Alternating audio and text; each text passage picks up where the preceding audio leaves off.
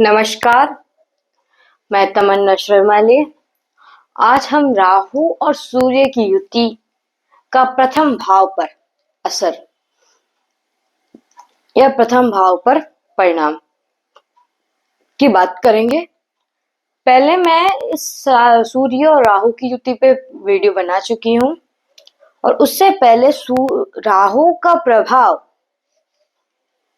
क्या होता है, राहु का स्वभाव कैसा है, इस पे वीडियो बन चुका है, आप जाके देखिए।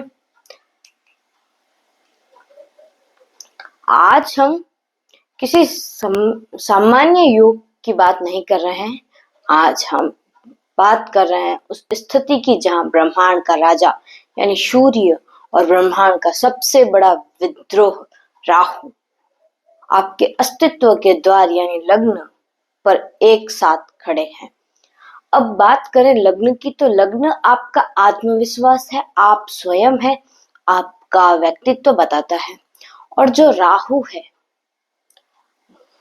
जैसा कि मैंने पहले वीडियो में बताया है कि राहु स्वरभानु नाम के राक्षस था जो समुद्र मंथन के समय देवताओं की लाइन में लगकर अमृत पी लिया था। तो इसका मतलब ये है कि राहु के पास मस्तिष्क है, तभी वो वहां जाके उन्होंने अपना राक्षस गण छोड़कर देवताओं गण की लाइन में लगकर अमृतपान किया। जब सूर्य ने ये आइडेंटिफाई किया था कि ये देवता नहीं दानव है, तब से राहु और सूर्य की अनबन है। अब इससे ये सिद्ध होता है कि जब राहु अपनी बिरादरी को छोड़कर देवताओं की बिरादरी में गया अमृतपान के लिए, इसका मतलब सीधा सा ये है कि उसके पास दिमाग तो है, वो बुद्धिमान तो है, उसको छल कपट आती है, पर उसको ये आता है कि अपनी कोई भी परिस्थिति में अपना कार्य कैसे सिद्ध किया जा सके। उसकी भावना ये कतई नहीं है कि सामने वाले को नुकसान दिया जाए। राहु के पास बुद्धि है। अब बात होता है स्वर भानु के देवताओं ने दो भाग कर दिए थे, सर से काट दे। सर वाला भाग राहु कहलाता, नीचे जो धड़ का भाग है वो केतु कहलाता है। अब केतु के पास सर नहीं है, राहु के पास धड़ नहीं है। राहु के पास धड़ नहीं इसलिए वो चल नहीं सकता, किंतु उसकी गति बहुत तेज है, वो चलता बहुत हवा की तरह है। और दूसरी बात करें तो राहु के पास पेट नहीं है, तो उसकी भूख कभी समाप्ति नहीं होती। उसको जो चीज जब चाहिए होती तभी चाहिए होती है। साथ ही साथ राहु के पास मस्तिष्क है, इसलिए वो हमारे दिमाग पर सवार रहता है। राहु एक मायावी ग्रह है, ये भ्रम पैदा करता है। ये ऐसे भ्रम पैदा करता है जो दुनिया में है ही नहीं। वो सारे भ्रमों का कारक राहु है। जीवन में होने वाली सारी अचानक घटनाएं उसका कारक राहु है। अब बात करते हैं सूर्य की, तो सूर्य पिता है, सरकार है और सूर्य आत्मा है। सूर्य एक बहुत तेज ग्रह है, एक पावरफुल ग्रह है। इसके चारों ओर हमारे सौरमंडल के सारे ग्रह अपनी परिक्रमा पूरी करते हैं। सूर्य हमारी आत्मा है, हमारा चरित्र है, और राहु छाया है जो सब कुछ बड़ा कर देती है। छाया हमेशा बड़ा ही करती है ना, इंसान से बड़ी होती है छाया। जब ये दोनों आपके प्रथम भाव में मिलते हैं तो जातक का व्यक्तित्व कोई साधारण व्यक्तित्व नहीं रह जाता। यहाँ एक युद्ध चलता है सत्य और भ्रम का। सत्य है सूर्य और भ्रम है राहु। सूर्य को धर्म के मार्ग पर चलना बहुत बेहतर लगता है, किंतु राहु के ऐसा कुछ नहीं है। राहु को अपना कार्य सिद्ध करना ज्यादा बेहतर लगता है। सूर्य अनुशासन और सत्य दोनों है, किंतु राहु भ्रम के साथ जुनून भी है। तो इनके बीच अब युद्ध होगा। आज के इस विशेष सत्र में हम बिना देर किए आगे बढ़ते हैं और उन प्रभावों को समझेंगे जो आपके जीवन की दिशा तय करते हैं। अब बात करते हैं व्यक्तित्व की, तो क्रांतिकारी या स्वार्थी। अब क्रांतिकारी क्यों कहा गया? कि सूर्य एक बहुत तेज ग्रह है, वह पिता की तरह है। वो धर्म के मार्ग पर चलना ज्यादा बेहतर समझता है, किंतु राहु स्वार्थी सा है। उसको अपना कार्य करना ज्यादा पसंद है।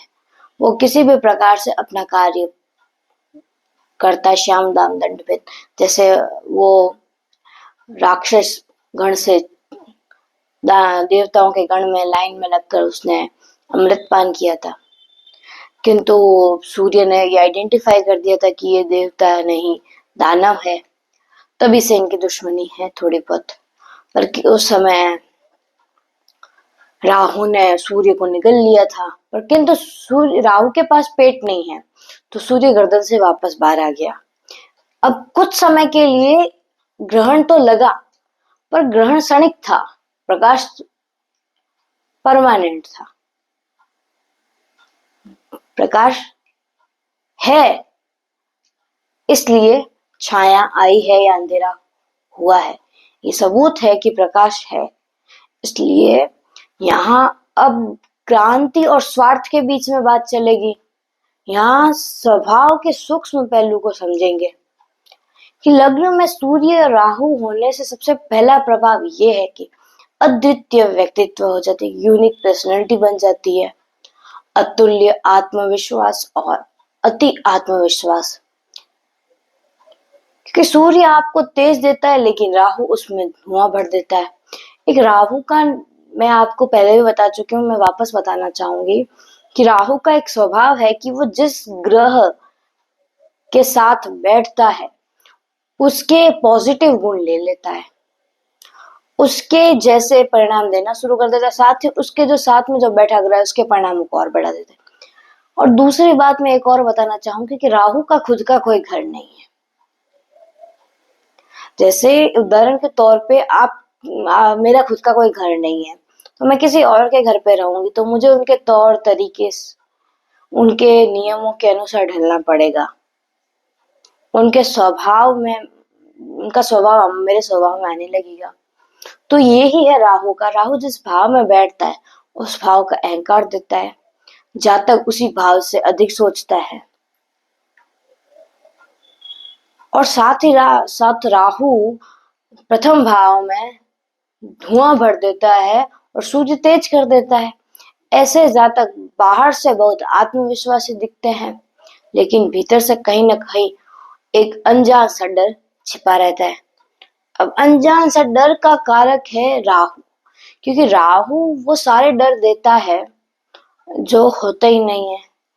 कई बार राहु की दशा में जातक को लगता है कि मुझे कई प्रकार की बीमारियां हैं, किंतु ऐसी होता नहीं है। वो मेडिकल रिपोर्ट जब जाके चेक करवाई जाए तो मेडिकल रिपोर्ट में ऐसा कुछ नहीं आएगा। हाँ, हालांकि हो सकता है कि जातक बिल्कुल सही कह रहा हो कि उसे इस प्रकार की पीड़ा हो रही है, पर एज अ मेडिकल टर्म में ऐसी कोई रिपोर्ट में अनहोनी नहीं आएगी।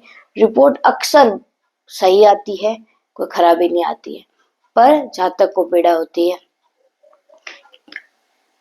और इस ऐसे जातकों को लगता है कि जिसके प्रथम भाव में लग्न में राहु और सूर्य की युति हो, तो ऐसे लोगों को लगता है कि मेरी असलियत कोई जान न ले कि आखिर मैं कैसा हूं।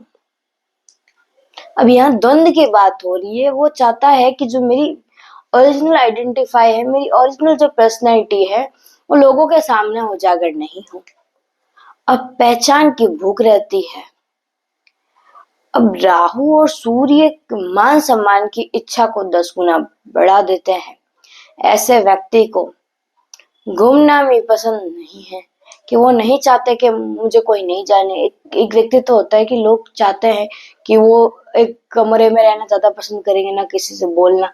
पर ऐसे जातक ये नहीं होते। ये इन जातकों को पसंद है कि मुझे 4 लोग जाने, मेरी बारे में बात करें, मेरी प्रशंसा करें, या मुझे काफी लोग जाने, मेरी पहचान बने, और मुझे मेरी पहचान बढ़े और अच्छी पहचान बढ़े।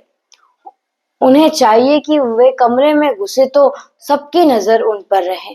वे कहीं कोई फंक्शन में या कहीं शादी या कोई भी जगह जाए पब्लिक प्लेस पे, तो उनका विचार रहता है कि सब मुझे देखने चाहिए, जो अट्रैक्शन है वो सारा मेरे पे रहना चाहिए, सबको लगना चाहिए कि मैं वाकई में अच्छा इंसान हूं।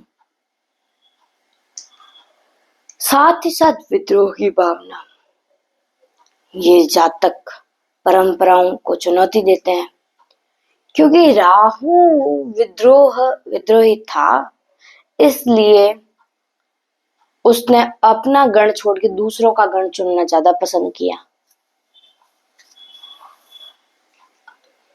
अगर इनके परिवार में पीढ़ियां से कोई काम एक तरह से हो रहा है, मतलब इसका ये एग्जांपल लेते हैं कि कोई परंपरा है जिसको कंटिन्यू उसकी पीढ़ी फॉलो कर रही है, पर वो लोग ऐसा नहीं चाहेंगे कि ये ट्रेंड अगेन फॉलो किया जाए, तो उसे तोड़कर कुछ नया करना सोचेंगे।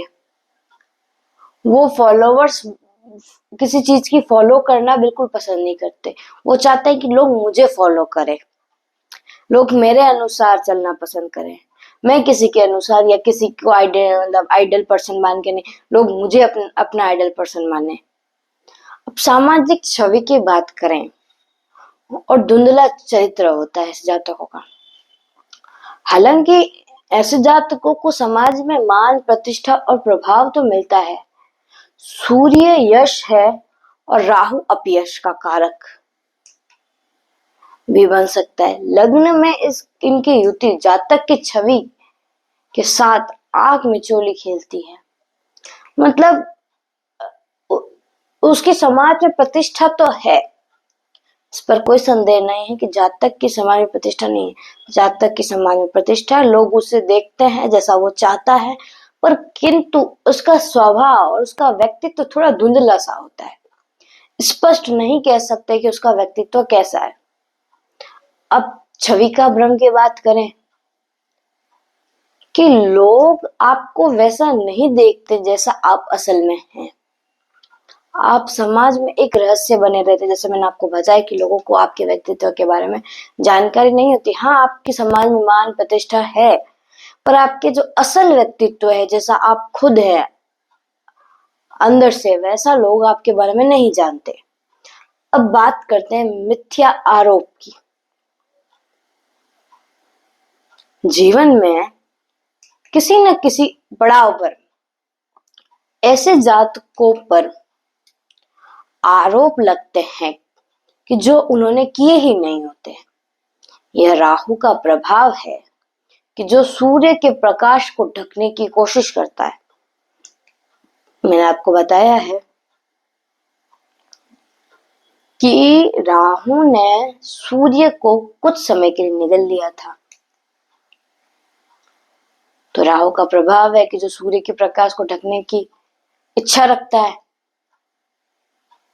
ऐसे जातकों पर आरोप आता है जो बिना कारण के आते हैं, पर वो कुछ समय के लिए क्षणिक होते हैं और कुछ समय समस्या प्रदान करते हैं, पर राहु इतना घातक सिद्ध नहीं या घातक परिणाम नहीं देता। अब बात करते सत्ता से जुड़ा। इन्हें बड़े लोगों, राजनेताओं या प्रतिभाशाली व्यक्तियों के साथ बैठने का शौक होता है और राहु अपनी चालाकी से इन्हें वहां पहुंचा भी देता है। अब बात करते हैं पिता और पितृऋण का प्रभाव। पारिवारिक जड़ों का भी प्रभाव पड़ता है। सूर्य का प्रतिनिधित्व करता है, मतलब यहाँ पे ये बात मैं समझाना चाहूंगी, सूर्य पिता है, उसका प्रतिनिधित्व करता है। लग्न में राहु के साथ इसकी युति पिता के जीवन या पिता के साथ संबंधों पर गहरा प्रभाव डालती है, क्योंकि सूर्य ग्रहों में से पिता का दर्जा दिया गया, आत्मा का दर्जा दिया गया है, तो यहाँ पे भी जातक के जीवन का भी संबंध पिता से या पिता के साथ संबंध से किया गया है। पिता से दूरी, वैचारिक मतभेद होना अनिवार्य है। यह अक्सर देखा गया है। जातक को लगता है कि पिता उसे समझ नहीं रहे हैं, या वो जो बताना चाह रहा है उसे पिता नजरअंदाज कर रहे हैं।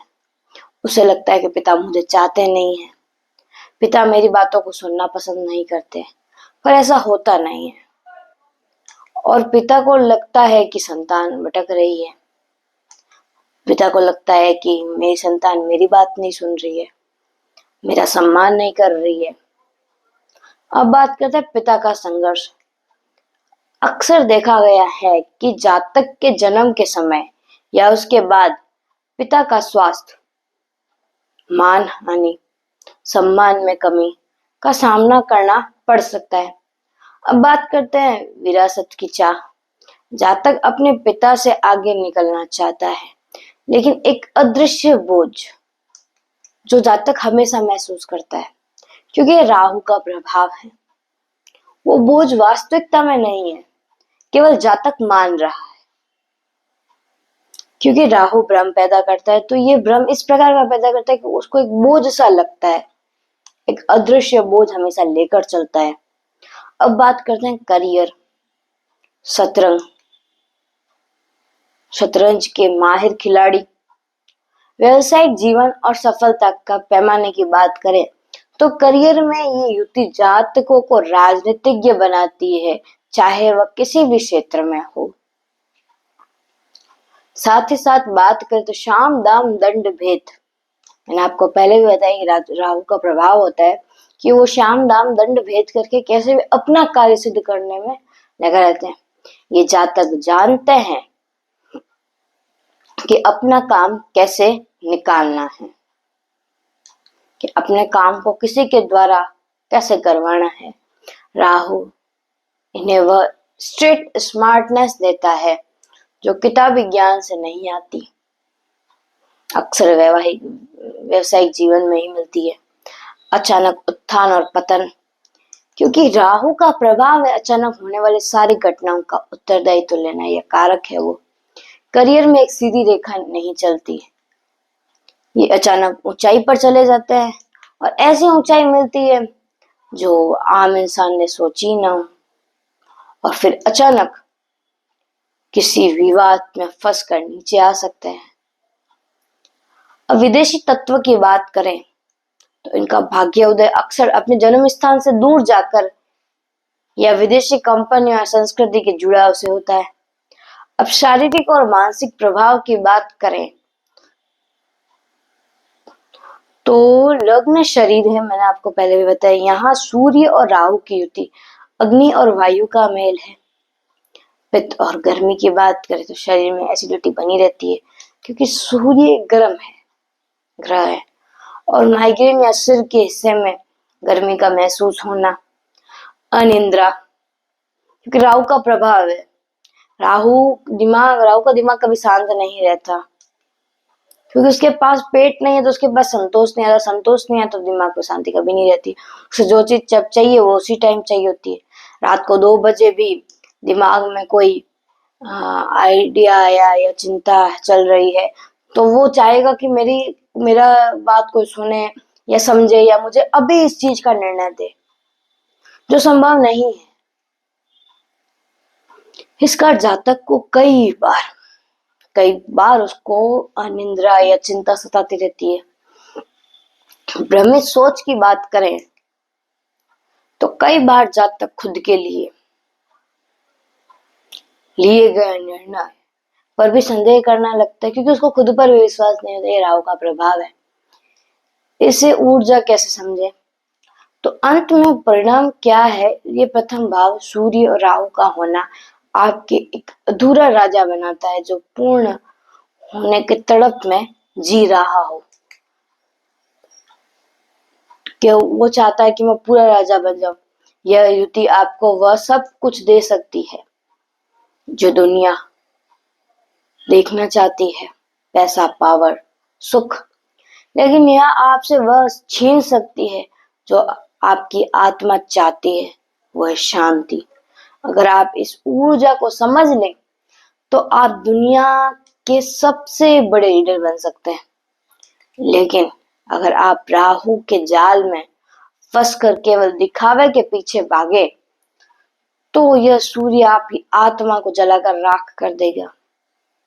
आपको चुनना है कि आप प्रकाश बनेंगे या धुआं। अगले वीडियो में मैं बात करूंगी कि राहु और सूर्य की दृष्टि कहाँ पड़ती है और क्या परिणाम मिलता है। जब तक के लिए नमस्कार, मिलते हैं अगले वीडियो में।